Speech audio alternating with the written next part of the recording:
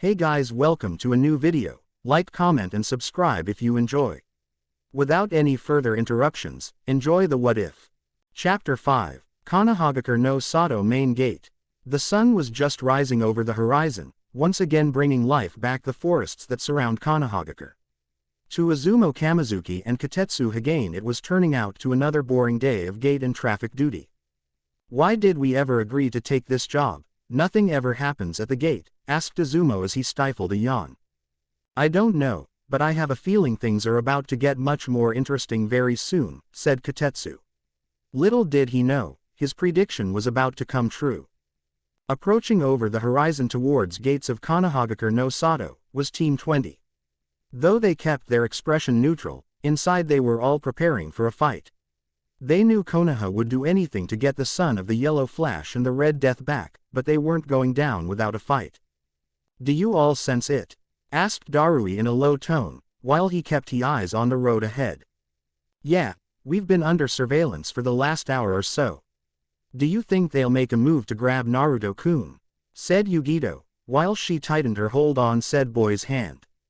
I doubt it. They've known of our presence long before we entered Fire Country, and if they wanted to make another attempt at me they would have done it as soon as we crossed the border and make it appear as though someone else did it. Not to mention they know that I have the lightning-style armor in my arsenal. It's well known that the only ones that know that jutsu are either the Raikages or the next in line for the mantle, so they probably believe I have a strong political sway in Kumo, and because of that they wouldn't dare do anything too reckless.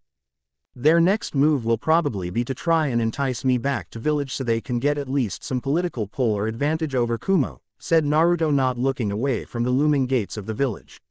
His team nodded in agreement. Even Konoha wouldn't be stupid enough to try something that could lead to all-out war with Kumo.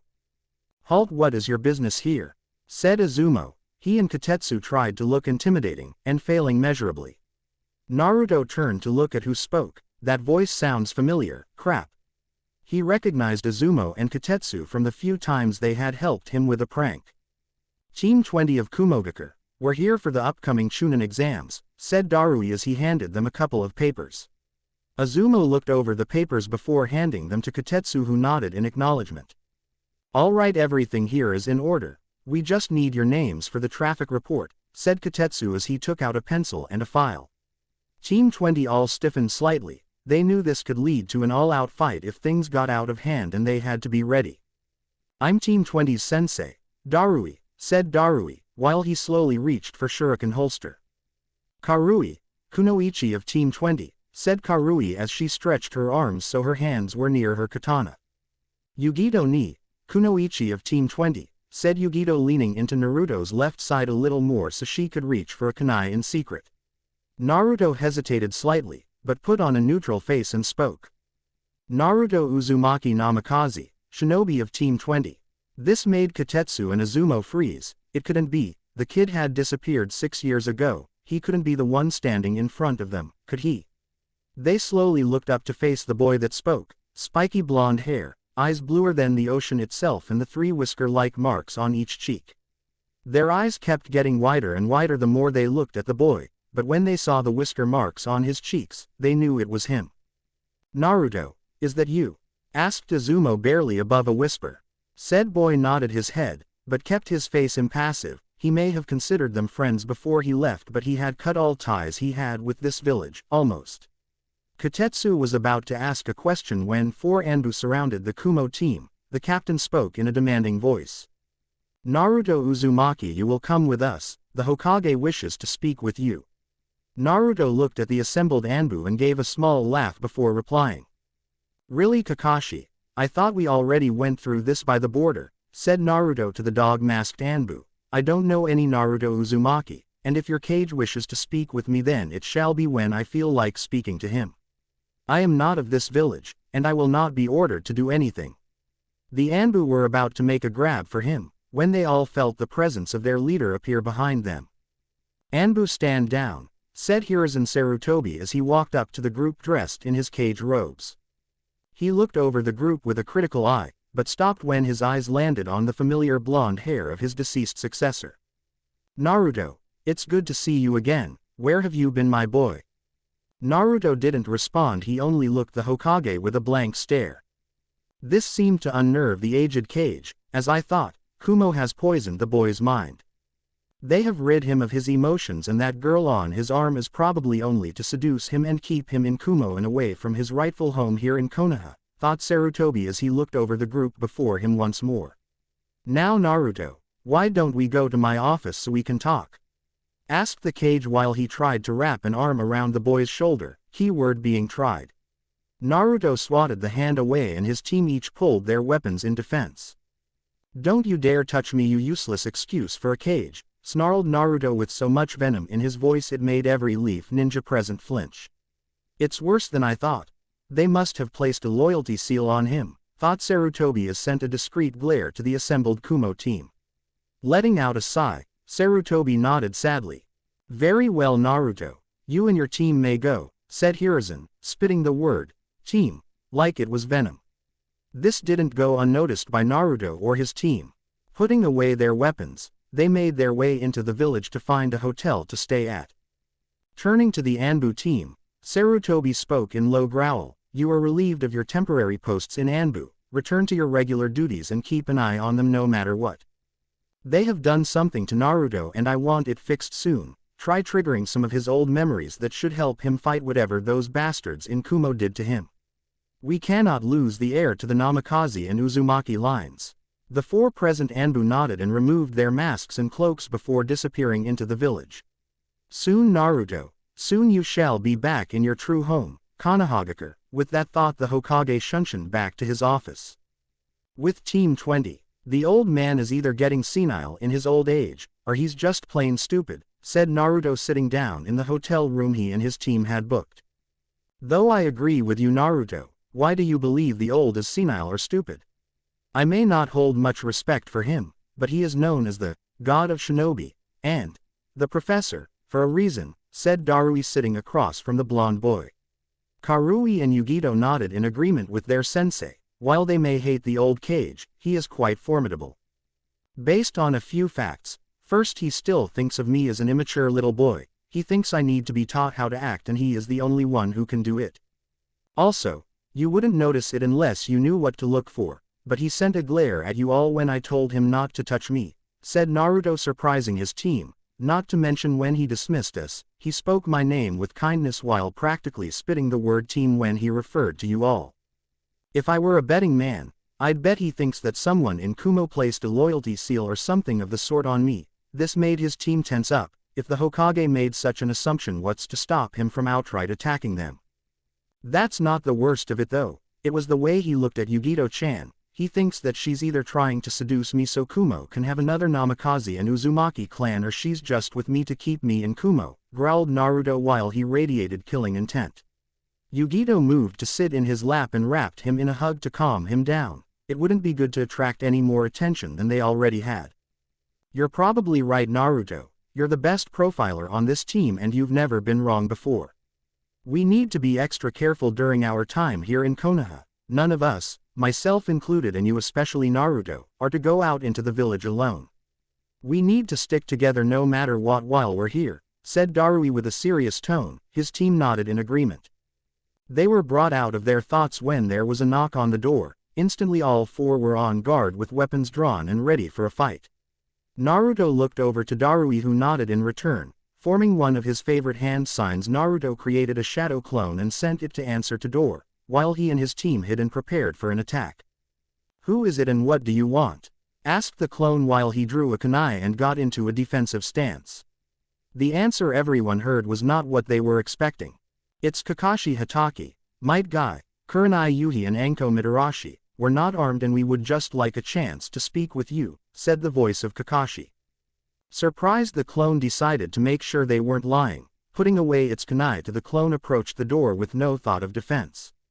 If they truly wanted to talk then they wouldn't do anything, but if they did he would dispel and give his creator a heads up.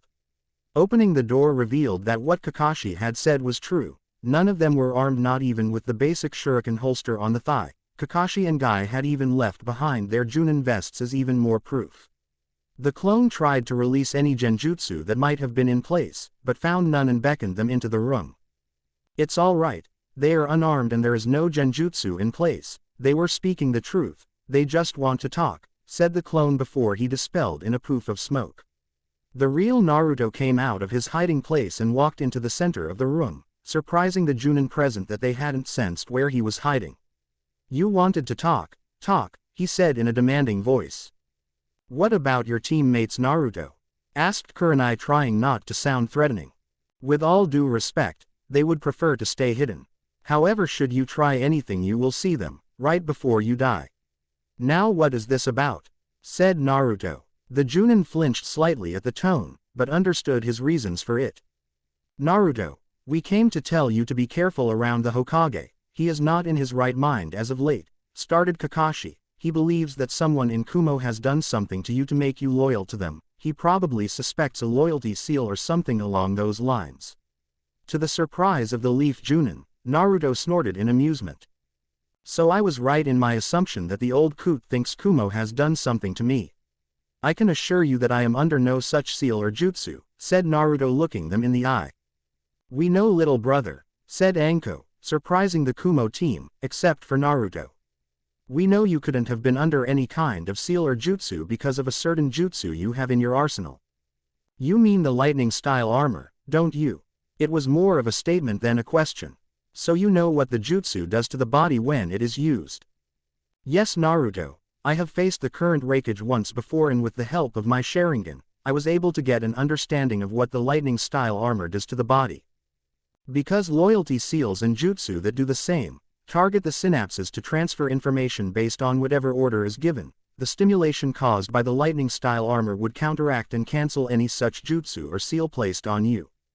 You are and have been making your own choices. You chose to go Kumo, and you chose to cut your ties with Konoha, said Kakashi, finishing in a saddened tone. The other Junin had similar looks on their faces. They had lost the person they all thought of as a little brother. Thank you all for understanding, and while I have cut my ties with this village, I have not cut ties with my brothers and sisters, said Naruto with a small smile towards the Junin. Guy, who had been unusually quiet during the conversation, had anime tears rolling down his face as he brought Naruto into a bone-crushing hug. To still think of us as your siblings, your flames youth burn brighter than the sun, little brother, said Guy while Naruto started turning blue in the face. No problem, Guy, can't breath, wheezed Naruto as he struggled for the precious gift called oxygen.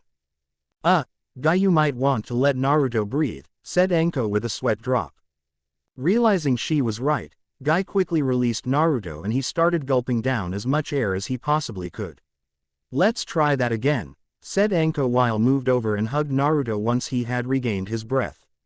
Returning the hug, Naruto allowed another smile to grace his face. While he had left the village out of spite, he had truly missed his brothers and sisters. Kurenai got up and joined in on the hug as well, with Kakashi and a calmer Guy joined in as well. Naruto's teammates smiled at the scene from their hiding spots. Naruto had mentioned on more than one occasion his adoptive siblings he left behind in Konoha. To see him reunited with the 4 people who truly accepted him in this village was heartwarming to say the least. Ending the hug, though reluctantly, Naruto signaled for his team to come out. While I would love to spend the rest of the day hanging out with all of you, you should get back to your duties and keep this meeting a secret. The less the Hokage knows the better, and I don't want you to get into trouble because of me. For now we should all go about our normal business. I think it's safe to assume the old fool told you to keep an eye on me, right? Said Naruto. The 4 Junin nodded the affirmative to the question. Okay, then do that. My team and I will do what we normally do, and we won't try and stop you unless it is absolutely necessary that we lose you. Just try and make sure you're the only ones watching us, okay? We don't need any surprises while we're here. Everyone nodded in agreement with the plan, and with a few quick introductions and one last hug, the 4-leaf Junin left to return to their usual activities, with similar thoughts going through their heads. When the Chunin exams are over, I'll be leaving with my little brother. A week later, day of Chunin exams. It was the day the Chunin exams were to begin. Naruto and his teammates were heading towards the academy where their sensei had said the first portion of the exam was taking place. As they continued on their way, Naruto couldn't help the question that slipped out of him. I know there are 3 parts the Chunin exams, but what the hell kind of test could be held at the academy? His teammates nodded in agreement, The fact that the first part of the exam was taking place at the academy suggested that it was either pointless or incredibly easy. Though they knew never to assume that anything would be easy, Darui had drilled that thought into them when they first became a team. Thinking something was easy was the first step down the path of arrogance and the easiest way to get yourself killed. Once they entered the academy, they made their way to the third floor where the first part of the exam was being held. After they went up a set of stairs, they found a bunch of genin grouped together around a door with 301 over it. Are they seriously falling for that low-level genjutsu? Thought Naruto, looking at the backs of the gathered genin. Turning to his teammates, he raised an eyebrow, to which both of them nodded their heads, indicating they had similar thoughts. Walking down a side hallway, they continued to make their way to the third floor for the exam. When they reached the real room 301, they were blasted with killing intent when they entered. Raising an eyebrow at the killing intent coming from the other Chunin hopefuls, Yugito looked at Naruto silently, asking if they could have a little fun, Karui mimicking her actions. Looking over his shoulder at his two teammates, Naruto nodded his head, answering their question with a familiar fox-like smirk on his face. The genin who were gathered in the exam room waiting for the rest of the participants to arrive and for the exams to begin had been using their killing intent to intimidate the competition, but all of them were thrown for a loop when the newest team to walk in, which they noticed was from Kumo, unleashed unimaginable amounts of killing intent. Now the amount of killing intent wasn't what scared the Chunin hopefuls. Anyone with enough anger could unleash lots of killing intent if they wished. No, what scared them was the thickness and density of the killing intent led off by the three. It felt as if there was a physical weight on everyone's shoulders, forcing them down on the ground and to submit to the obvious power of the Kumo team. Naruto and his team moved to one of the corners near the door to wait for the exams to begin and to observe the other participants. That was fun. Did you see the looks on all of their faces? Priceless, said Karui as she was trying and failing to control her laughter. Yes, it was. That should hopefully scare off a couple of the ones with common sense and keep them out of our hair. Now all we need to do is plan for the more idiotic ones and be ready for anything they might try, said Naruto while he surveyed the genin present, most flinching when his gaze landed on them. A few minutes passed, and in that time most of the stronger genin were able to shake off what remained of Team 20's killing intent and began to use their own to intimidate the new competitors. Naruto turned to look at the newest arrivals when he heard the door open, only to come face to face with Team 7. The brooding Uchiha in the lead with his lost puppies right behind him.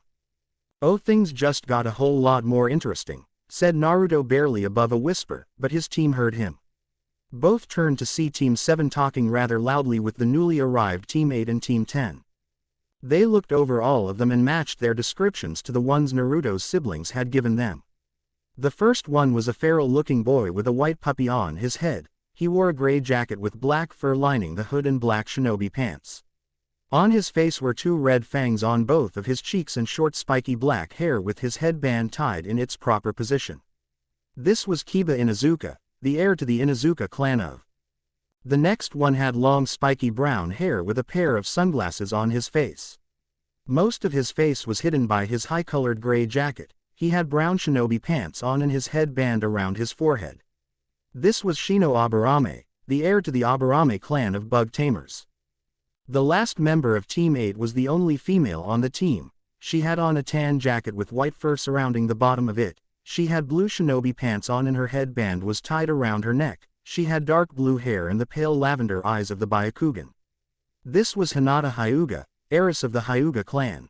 Kurenai had told them that while they were originally designed to be a tracking unit, they could each hold their own in a fight. The next team was Team 10. The first member was a lazy-looking boy with black pineapple hair. He had a mesh shit under a half-gray vest with green lining and brown pants, and his headband was tied around his left sleeve. This was Shikamaru Nara, heir to the genius and lazy Nara clan.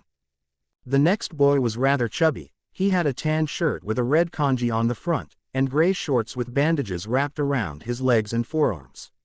He had a green jacket over his shirt along with a white scarf wrapped around his neck. His headband looked like a pair of underwear on his head around his brown hair. This was Choji Akamichi, heir to the Akamichi expansion clan. The last member of Team 10 was another boy with pale white skin with a black shirt that showed his midsection along with a half jacket like Shikamaru, only his was black, with black shinobi pants. He had black fingerless gloves and a tanto strapped to his back. His headband was somewhat hidden by his straight black hair and he seemed to have a permanent emotionless expression on his face. This was Sai, some unknown from the academy. Soon after they started talking to each other, a guy with silver hair in a ponytail and glasses on approached them.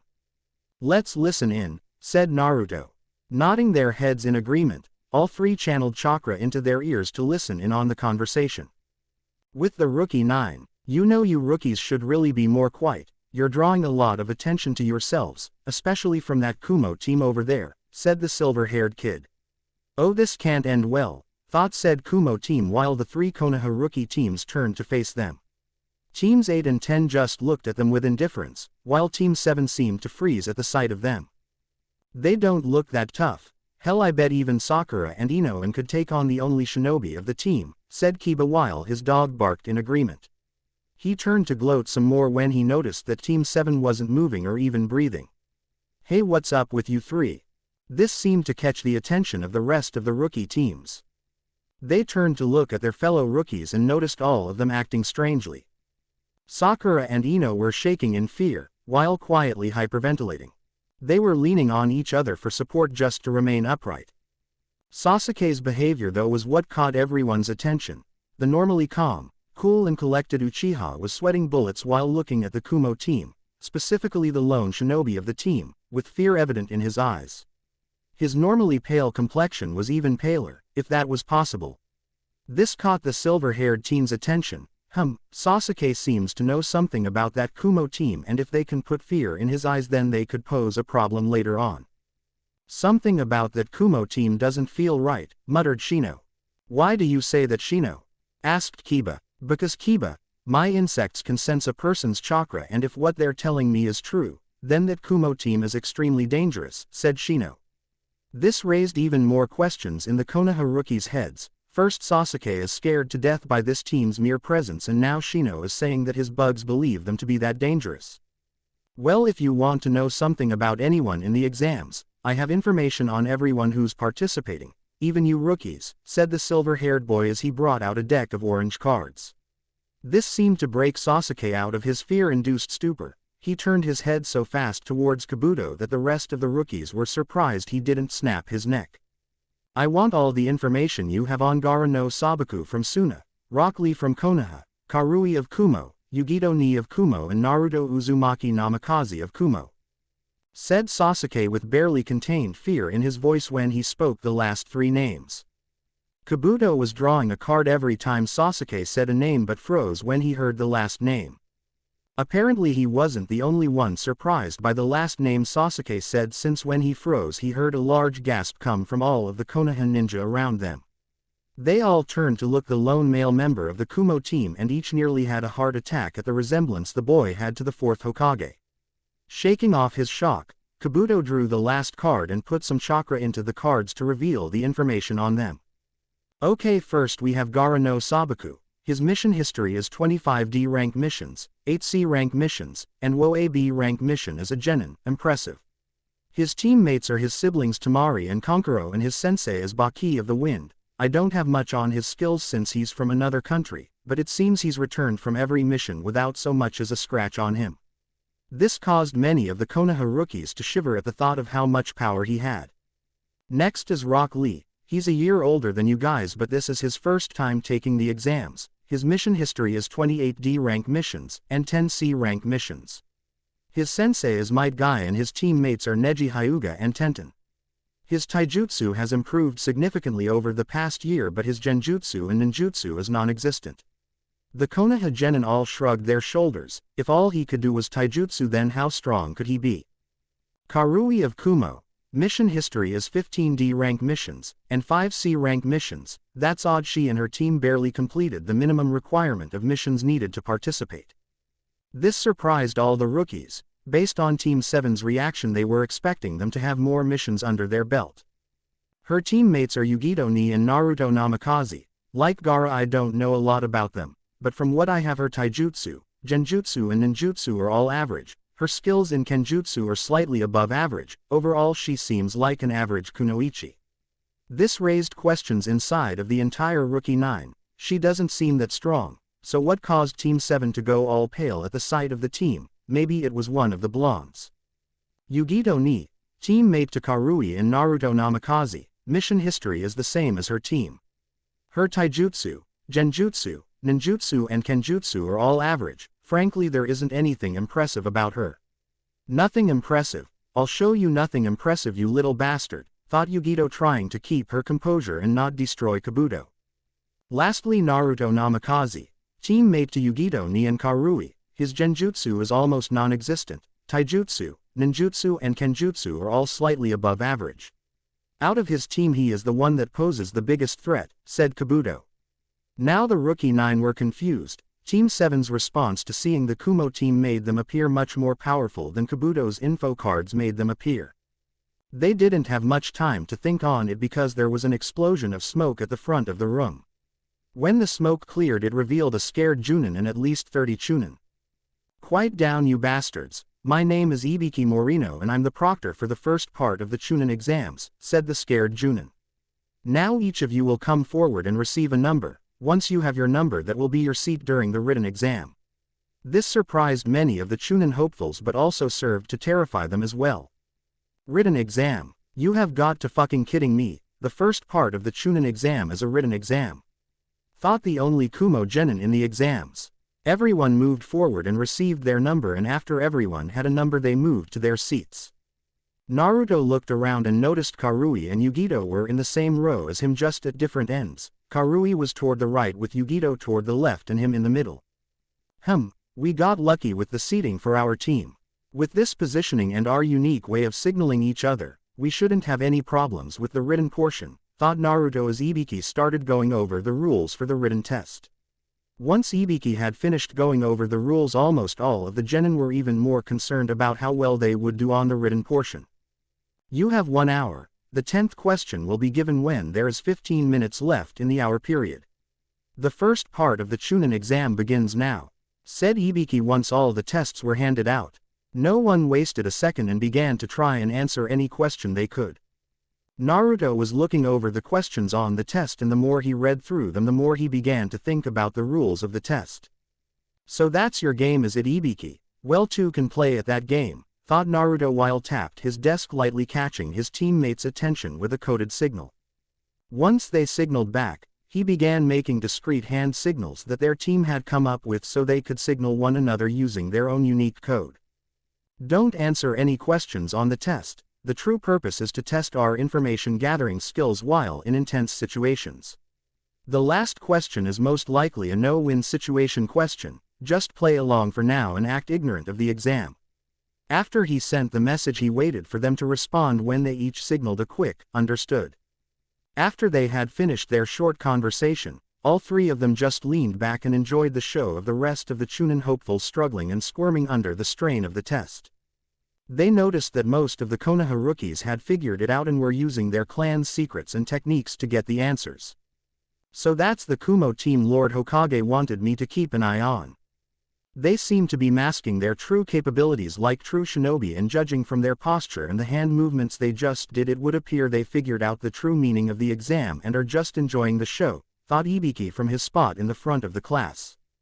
He was about to turn away from them when the only male on the team caught his eye. He was looking straight at him while making hand gestures. What surprised Ibiki was that they were the signs the interrogation department used to signal one another during interrogations. The silver-haired kid with the ponytail and glasses knows too much. He has classified information, and judging from his scent of snake summons, he is either an accomplice to Orochimaru or a very good friend of Anko's, which I highly doubt. Now Ibiki was shocked. Not only did this kid know the signals the interrogation department used, but he was helping them by identifying a possible spy in the village. Shaking off his shock, Ibiki signaled back, "How do you know these signals, and how do you know for sure he smells of snake summons?" Naruto nodded in acknowledgement to the signals and responded, "As to how I know them, that's not important right now. How do I know he smells of snakes? Simple, I have enhanced senses from my furry friend." Shaking his head at this information, Ibiki just gave quick, "All right, I'll have it checked out," and went back to watching over the exam. It was time for the 10th question to be given, and of the original 62 teams that had entered, only 30 or so were left. Naruto noticed Ibiki getting ready for his grand finale and signaled his team to be ready. Alright bastards, it's time for the 10th question. Now before I tell you the final question, there are a few more rules that are unique to the 10th question. First is that you can choose whether to take it or not. This caused mummers to erupt around the room, with many wondering why they were given a choice. Should you choose not to take the question, your points will be reduced to 0 and you and your team fail. But should you choose to accept the question and get it wrong, then you will be barred from taking the Chunin exams ever again. Everyone present save for a select few were shocked at what would happen should they get the question wrong. Now those of you who wish to quit now simply raise your hands. Your number will be recorded and you and your team will be allowed to leave. A couple of people raised their hands and withdrew, leaving a little over 20 teams. After waiting to see if anyone else was going to drop out, Ibiki let a smirk cross his face at this next part. Very well, if that is all who wish to leave, then to those of you remaining there is only one thing to say. Congratulations, you have successfully passed the first part of the Chunin exams. The remaining genin were surprised, though relieved to hear this. After Ibiki explained the reasons behind the exam and was about to dismiss the genin, a black ball crashed through the window and unfurled, revealing a banner saying, "The super sexy proctor of the second exam, Enko Mitarashi," with said Kunoichi standing in front of the banner, causing many of the male participants to have nosebleeds and the females to feel slightly jealous of her figure. Smirking at his sister's antics, Naruto couldn't wait for the next exam if she was in charge of it. With her in charge, I'd be surprised if any of us are still in this thing at the end. Alright you maggots, there's no rest for you brats. You have 10 minutes to get to training ground 44 for the second part of the exam, said Anko. No one moved and they all continued to look at the strange woman before them. What are you maggots waiting for, an open invitation? Get your sorry ass in gear now. That did the trick as the room was cleared in less than a second. Turning to her fellow interrogator, Anko gave Ibiki a smirk. Well, I'll catch you later, Ibiki, once I wipe out at least half of the brats with my exam. Chapter 6. Anko stood just outside the gate to what she liked to call her personal little playground. Before her stood the genin who had managed to pass the first exam. Most of them were bent over trying to catch their breath from the insane sprint they did to get there.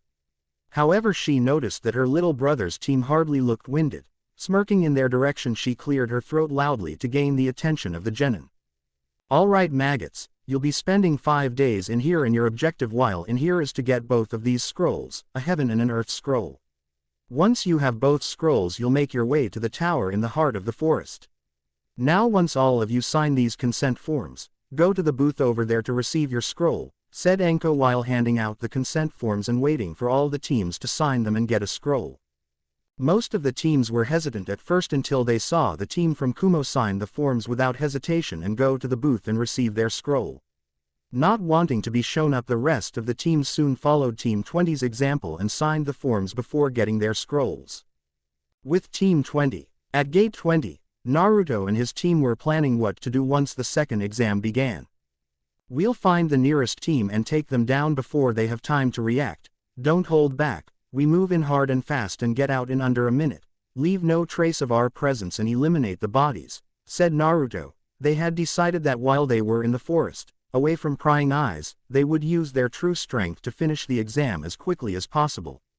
So we finally get to go all out. It's about damn time, said Karui as she sharpened her katana while they waited for the exam to start. Yeah, it's been a long time since we were allowed to go no holds barred, said Yugito while she stretched slightly. Yes, it has been a while since we went all out. The last time was against Darui-sensei and B-sensei in our last spar before we came here, said Naruto while they waited for the announcement to start. They didn't have to wait long before Anko's voice sounded over the speaker system.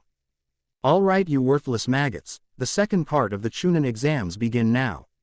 The gates flew open when her voice stopped and the teams didn't waste any time and launched into the forest. Team 20 stopped on a high branch about 5 minutes into the forest. So who do we hit first? Asked Karui while she kept an eye on their surroundings. Yugito-chan, you're the censor of our team, it's your call, said Naruto giving his girlfriend a smile. Returning the smile, Yugito put her hands in the ram seal and started to focus on the nearby chakra signals. She stayed like that for a few minutes before she opened her eyes and turned to her team. There are 3 teams near her position. The first one is Team 10 from the first exam, the second one is a team from Kiri, and the third one is a weird team of Kusa Ninja heading towards Team 7, who are the next closest to our position," she said while Naruto looked in the directions she pointed in when she mentioned a new team. "Of all the chakra signatures, the Kusa team has the largest, and I'm fairly certain one of them is Orochimaru based on the evil feel of the chakra. We know Team 7's skills from the wave mission, and if what Kakashi said was true, they aren't any better than they were then. The Kiri team is the closest, and they seem to be about the same strength as Team 7.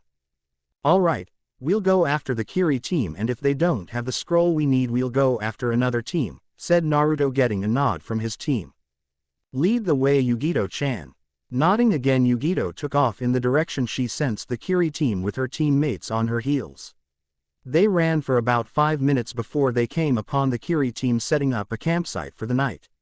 "Alright, we take them hard and fast, strike from a distance and don't show mercy." They moved into position so they could take out the entire Kiri team at once and not give them a chance to counter. Once they were in position, they didn't hesitate and each took out their target in their own unique way. Naruto took out a kunai and launched it at the back of his target's neck, killing him instantly. Yugito used 2 shuriken and impaled her target's head from both sides. Karui jumped from her hiding spot and snuck up on her target and decapitated her before she knew what was happening. "Well, that's all of them. Now hopefully they have the scroll we need," said Karui as she started going through her target's supply pouch. "This one didn't have the scroll," she called to her teammates as they went through their kill's belongings. "This one doesn't have it either," called Yugito after she finished checking her kill's pouch. "Got it," called Naruto as he pulled an earth scroll out of his target's pouch. "Damn, it's another earth scroll. I guess we'll have to find another team and hope they have what we need." "So we're going another team then, Yugito? Are there any others around besides Team 7 and the Kusa team?" asked Karui as she walked over with Yugito. "Give me a second, I'll check it out," said Yugito as she once again put her hands into the ram seal and began to focus. "There aren't many other teams nearby, except for a team from Konoha that isn't Teams 7, 8, or 10. Alright, we'll head towards the Konoha team as soon as we destroy this campsite and remove the bodies," said Naruto as he picked up the body of the person he killed and placed it next to the bodies of his teammates. Going through a few hand signs and ending with the tiger sign, fire style, fireball jutsu, bringing his right hand to his mouth, he exhaled a fireball that incinerated the corpses of the Kiri team. Going through another set of seals, Naruto once again raised his hand to his lips, wind style, great breakthrough. The ashes that had been left behind by the bodies were lost to wind and spread throughout the forest. While he was doing this, Yugito and Karui had gotten rid of the campsite and were waiting for him to finish. "Let's get moving." With that, they took off towards the Konoha team with thoughts of payback in mind.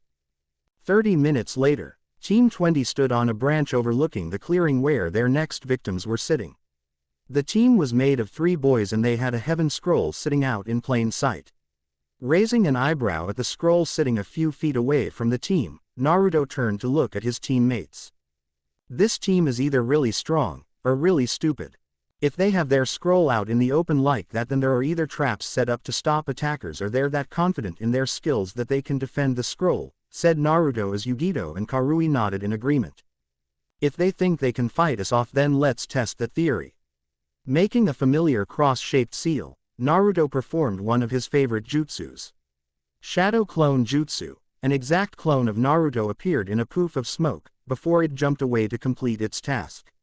"Let's go," said Naruto as he jumped off of the branch they were on and launched a hail of shuriken at the Konoha genin.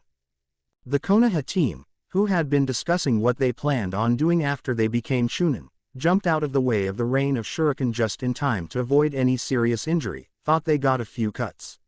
Looking up, they barely had time to register that the Kumo team they had seen in the first exam was falling towards them, each with a blade drawn and ready to kill. Shaking off the slight bit of fear they felt at the sight of the team, they each drew a kunai and charged Team 20 with the intent to finish this quickly. Breaking away from each other, Team 20 each took on one of their Konoha counterparts. Naruto and his opponent met with a clash of steel as ninjutsu and kunai clashed over and over again, neither of them giving an edge.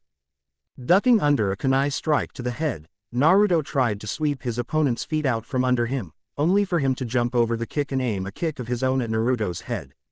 Sidestepping the kick, Naruto swung his ninjutsu up hoping to remove his opponent's left arm his body.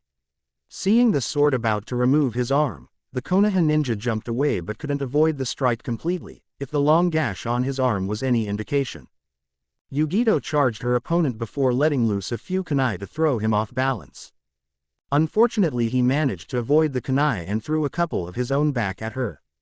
Blocking the kunai she couldn't dodge, she went for a roundhouse kick to her opponent's head, which was blocked by his forearm. Using the arm as a fulcrum, Yugito rotated her body and brought an axe kick down on her opponent's shoulder with a satisfying crunch. Moving away from her, the Konoha ninja tried to throw some shuriken at her, but with his arm's current state, he could hardly move it. Not wanting to give him any time to make another move, Yugito moved in fast and removed his head from his body. Karui had immediately put her opponent on the defensive with her relentless kenjutsu strikes. He tried to go for a kick to her midsection, but she positioned her katana so that his foot would meet the sharp end of the blade. She wasn't disappointed when his foot cut itself on her blade, giving her the opening she needed to finish him with a sword to the heart. Looking over and noticing his teammates had already finished off their opponents, he decided to end his little spar as well. However, before he could move in for the kill, he noticed a shadow move and grabbed the heaven scroll that had been sitting out during the entire fight. Not a second later he got his clone's memories after it dispelled, letting him know the position of the scroll. Breaking away from his current struggle, Naruto jumped to stand near his team before addressing the lone Konoha ninja. Well, that was fairly entertaining, but I'm afraid that we must be going. We have what we came for. With that, Team 20 jumped back into the trees and found where the clone had left the scroll. Pocketing the scroll, Naruto and his team left in the direction of the tower with the cries of the Konoha ninja left alive echoing in the night.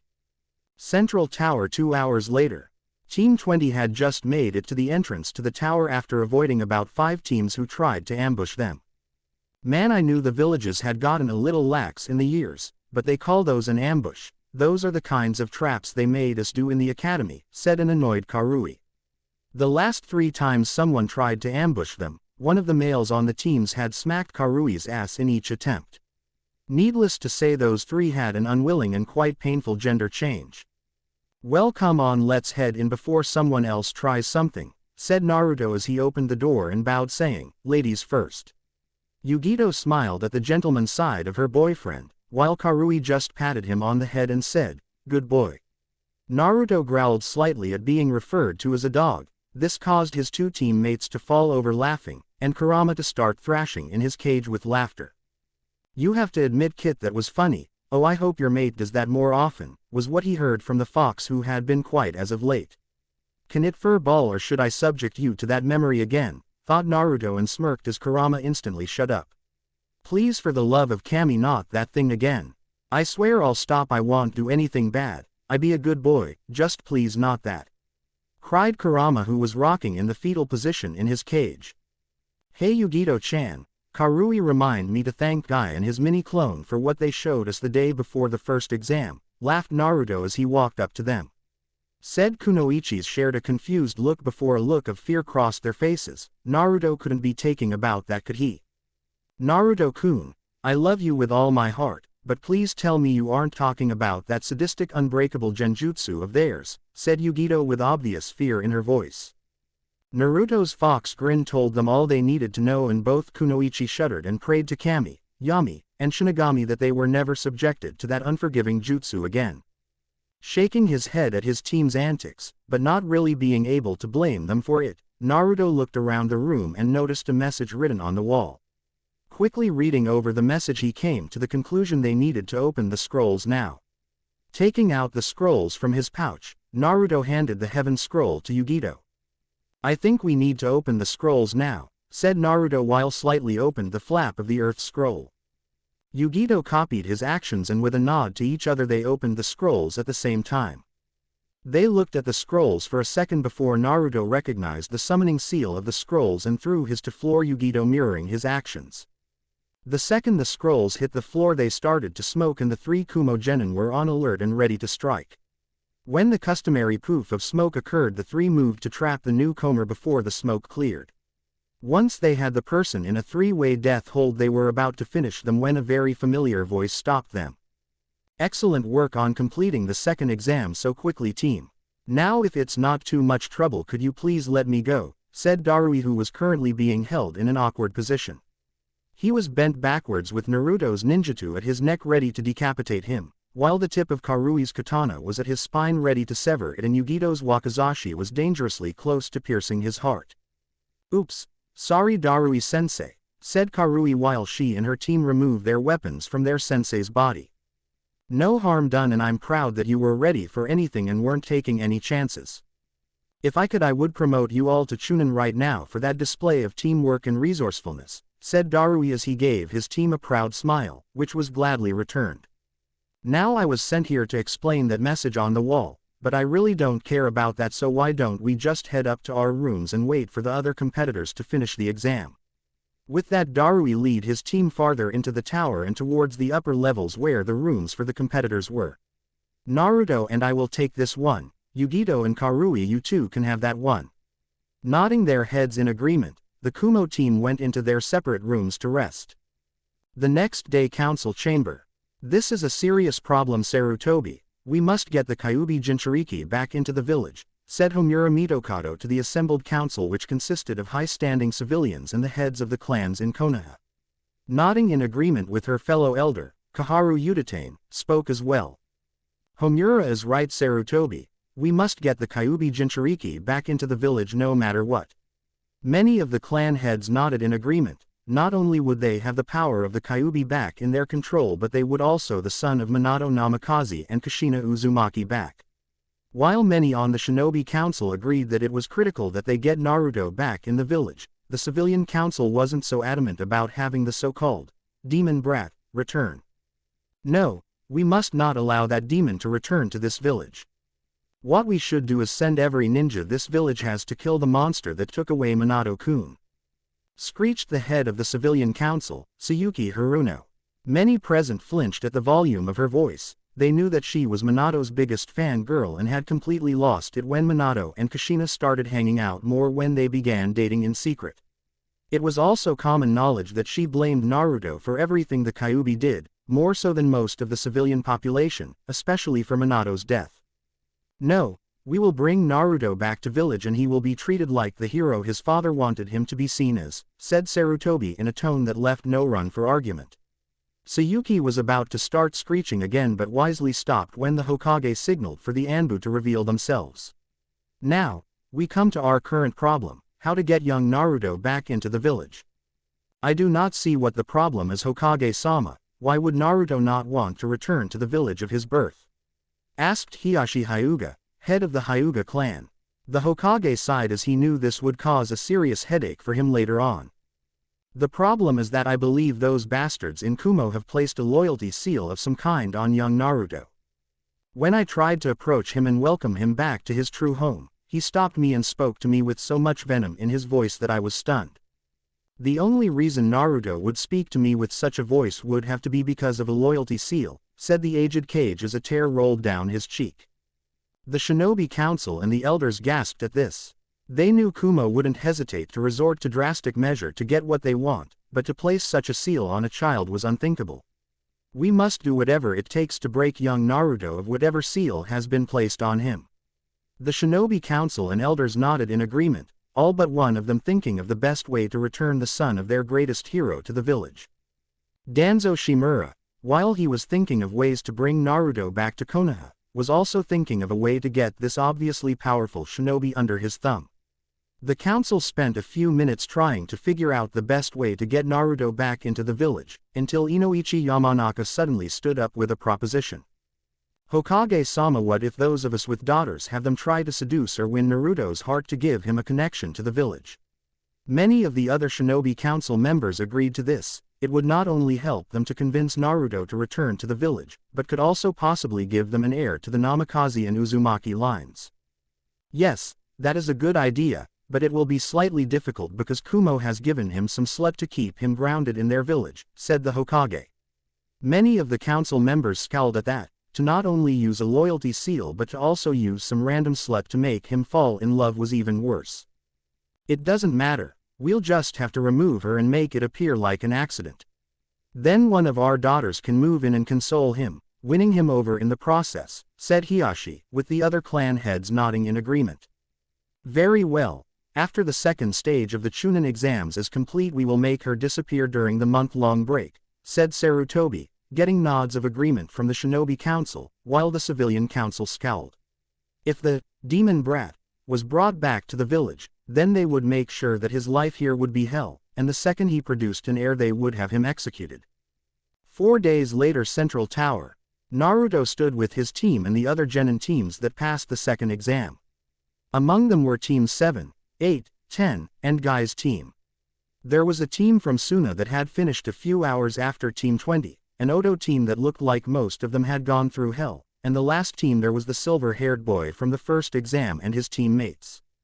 Naruto was staring at the people standing in front of them, specifically a certain old man, with eyes that promised nothing but pain and suffering when he got his hands on him. Before them stood the Hokage along with their Junin senseis standing behind him. Anko stood with the Junin and had a headset on. Next to her stood a sickly-looking Junin with a bandana-style headband and the standard Konoha Junin uniform. Congratulations to all of you for passing the second stage in the Chunin exams. Now normally we would go straight to the third exam, but seeing as so many of you passed the exam we will be holding a preliminary round now to cut your numbers down. Those of you who don't think you can compete any further are free to go, just give your name to the proctor and you will be escorted out. The only one to drop out willingly was Kabuto, claiming he didn't have any chakra left to fight. One of the sound team made their teammate drop out since neither of his arms were useful. Seeing as no one else was going to drop out, the Hokage handed over control to the sickly Junin. Hello everyone, my name is Hayate Gecko. Like Hokage-sama said, we will be holding a preliminary round where each of you will compete in one-on-one matches. The match is over when one of the participants is unable to continue. I call the match or one of you dies. Participants will be chosen at random. Now let's decide the first match, said Hayate as Anko said something into her headset and a panel on the wall opened up to reveal a screen with names flying across it. Everyone held their breath as the names continued to scroll across the screen.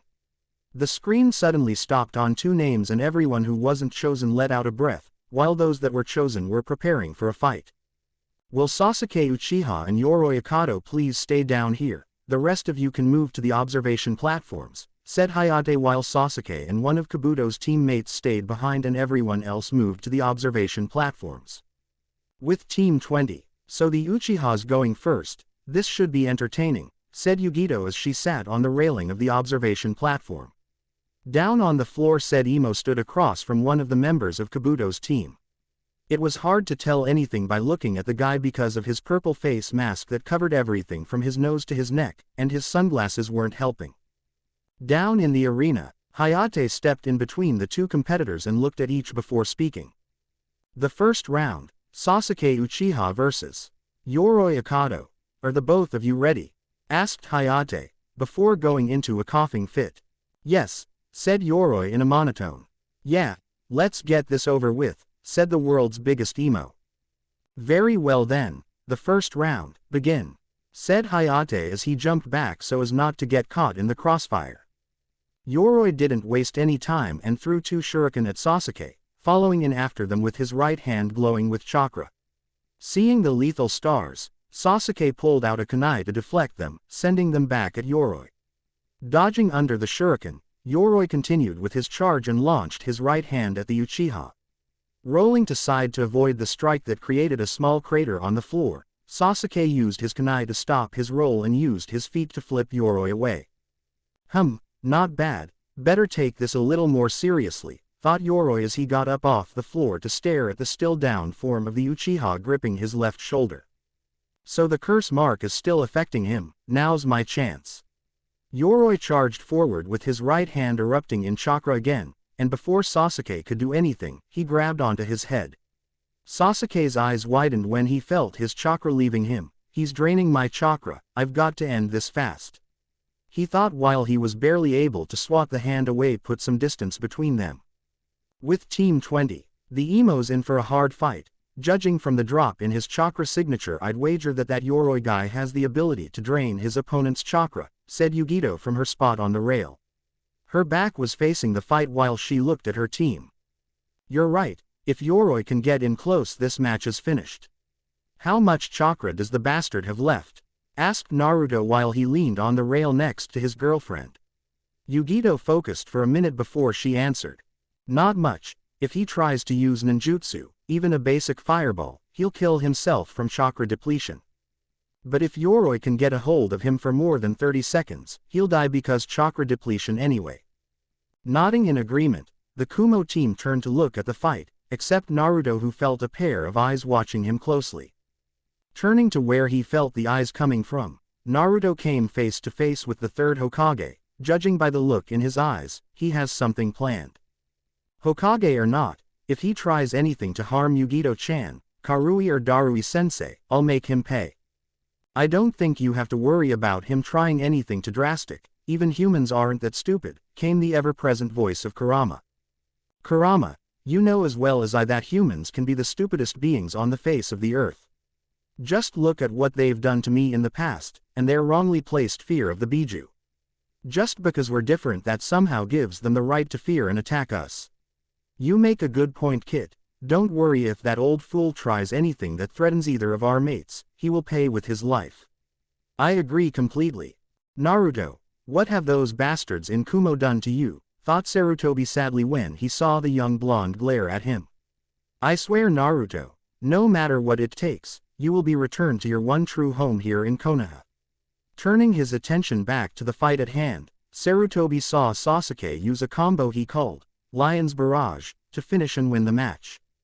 Winner, Sasuke Uchiha, said Hayate after checking Yoroi and finding him unconscious. Kakashi was about to take Sasuke away to seal the curse mark when he caught Naruto's eye. Wondering what his little brother was up to, Kakashi was about to walk over when he caught something before it hit his face. Looking at the piece of paper in his hand, he noticed that it had a seal drawn on it. Looking back to the blonde for an explanation, he saw him gesture to the paper in his hand and then to the approaching Sasuke. Getting the meaning, Kakashi nodded before leaving with Sasuke to seal the curse mark. What was that you gave Kakashi, Naruto? Asked Darui after the short interaction between brothers. He had an idea, but he wanted to make sure. Kakashi may not be the best at sealing, but he's good enough to seal whatever is affecting the emo quickly. I don't know about you all, but I would rather not have my secret stolen by the bastard and his newly awakened Sharingan. The seal I gave Kakashi was a basic Uzumaki seal that will suppress Sasuke's chakra until it is removed, and it can't be removed except by the one that placed the seal, the one who made it, or a seal master with knowledge of the Uzumaki style, said Naruto as he turned his head to the screen when it made a beeping noise. It was scrambling through names again before stopping on the next two competitors. Will Shikamaru Nara and Kintsuchi please come down, said Hayate after looking at the board. The girl from the Odo team that had made her teammate quit, jumped down to the floor and waited for the lazy genius to get down there. Man, this is so troublesome, why do I have to fight a girl? Asked Shikamaru as he started walk towards Kin and Hayate with bored look on his face. So we finally get to see the heir to one of Konoha's most powerful clans fight, huh? This should be interesting, said Karui from her spot on the wall. Maybe not as interesting as you think. The Naras are known geniuses, true, but they are also known to be some of the laziest people on the planet. From what I knew of Shikamaru before I left, he's considered a genius even among his clansmen, but he is also the laziest, said Naruto with his arms crossed as he watched the shadow user with a critical eye. He'll win, but the fight won't be that interesting. True to what Naruto said, the fight wasn't that interesting or eventful. At the beginning it looked like Shikamaru would lose when he fell for Kin Senbon Genjutsu combination. The only real surprise was when Shikamaru managed to catch Kin in his shadow while still disoriented from her Genjutsu. Once he had her trapped, the fight was over. Using his shadow he made Kin bang her head on the wall behind her, knocking her unconscious and ending the fight.